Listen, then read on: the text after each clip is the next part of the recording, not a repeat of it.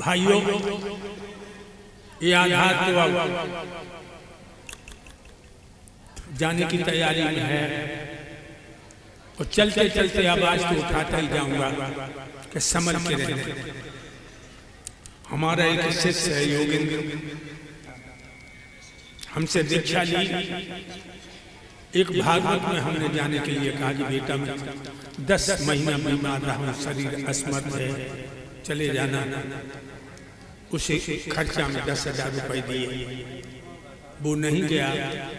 हम पहुंचे वहां तो भागवत वालों ने हमें बड़ा अपमानित किया। दोबारा एक भागवत में आया, उसने माला डाली। हमने कहा तू मेरा शिष्य नहीं है, तूने मेरे आदेश का ही पालन नहीं किया। तो भक्तों, मैंने इसलिए नहीं कहा उससे कि तू मेरे मतलब में नहीं आया। मैंने ये कहा कि गुरु को परमात्मा से बड़ा माना गया। गुरु बाड़े गोविंद में से देख लियो कर गौर, हरि रूठे पर ठोर है, गुरु रूठे न मिले वो ठोर। परमात्मा से बढ़कर के गुरु को माना है विद्वानों ने, हमारे संत भगवानों ने। लेकिन जब बात उसे बहुत बुरी लगी, उसने चारों तरफ कह दिया मेरी बहुत बड़ी बेइज्जती हो गई। मैंने ये कह दिया कि बैठ, तू मेरा शिष्य है। तो बाकी जो गुरके थे इधर उधर से फोन करना शुरू हो गए, गंदी गंदी बात। मुझे दुख नहीं है, मैं जब से समर्थ हुआ मैंने अपने वंश को उजाले में लाने की कोशिश की। मैंने पढ़ाए सिखाए कि हमारे जाने के बाद हमारे वंश में दीपक जलते रहे, कोई दीपक बुझ न जाए।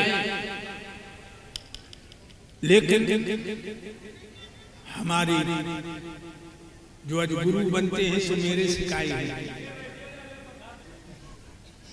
जो आज गुरु बनते हैं सो मेरे सिखाए हैं।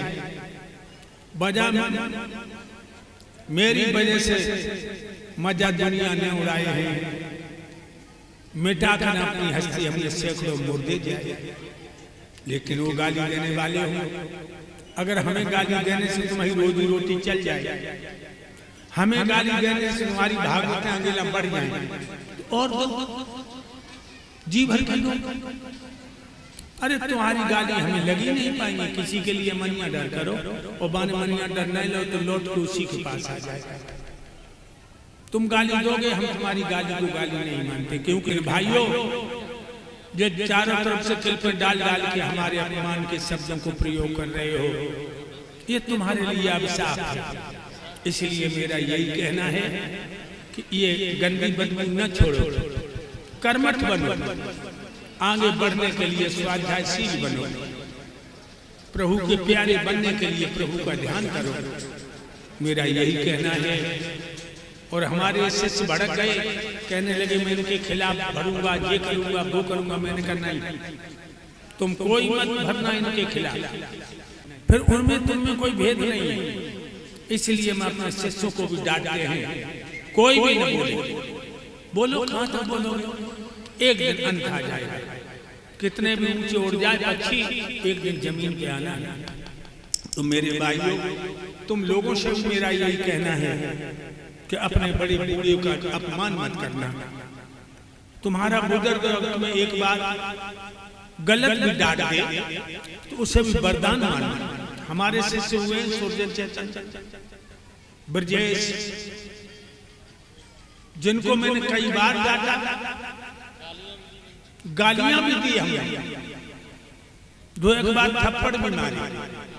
लेकिन उन लोगों ने मेरा डांटना, मेरी गाली वरदान समझी। आज दुनिया से चले तो गए हैं, लेकिन अपनी रोशनी, अपनी झलक, अपनी चमक, अपनी प्रतिभा को छोड़ के गए। मुझे आज उनके ऊपर घमंड है। अब ये छोटे छोटे लोग दारू पी करके बकवास करते हैं, हमें गाली देते हैं, कोई बात नहीं, दो भगवान तुम्हें सद्बुद्धि दे तो तुम अच्छे बनो। कि एक हमारा बहुत शुभ चिंतक पुण्य आत्मा नरेंद्र सर, जो हमारे इतने शुभ चिंतक हैं, आगे पीछे हमें आगाह करते रहते हैं एक बार तो मैं उनको अपना गाइड ऑफिसर कहें तो गलत नहीं होगा, उन्होंने जब भी कहा होगा तो हमें धैर्य, तसल्ली और अच्छी तरह सुझाव दिए सुंदर। उन्हीं के कारण मैं बोल गया हूं कि जो लोग हमारे खिलाफ बदलू छोड़ रहे हैं, छोड़ो। एक दिन परमात्मा सत्य को तो सामने लाएगा और सत्य धर्म का प्रचार कभी रुक न सकेगा। बादल में अधिक देर सूरज छुप न सकेगा। असुर अन्यायियों के जब तमंचे तीर चलते हैं तो सत्य में मरने के लिए आधार की दूरी मचलते हैं। सगी बुरकी लगी दिल की बुरी होती, कोई बेदर्द क्या जाने, पतंगे किस लिए जाकर के पावक में पजलते हैं। तो इसीलिए लोगों, ये छोटे छोटे बच्चे बचपन छोड़ करके इस तरह से हमें बदनाम अपमानित करना चाहते, लेकिन नहीं, गलत है। तुम मुझे अपमानित नहीं कर पाओगे, मेरे प्रभु मेरे साथ हैं। और आप लोगों से भी कहना है तो सदा भाइयों के साथ में भाईचारा निभाना। अगर छोटों पे गलती हो जाए तो डांटना, समझाना, क्योंकि गुरु शिष्य को डांटता है। गुरु कुम्हार शिष्य को है गड़गड़ काटे कोट और नीचे हाथ लगा के ऊपर मारे चोट।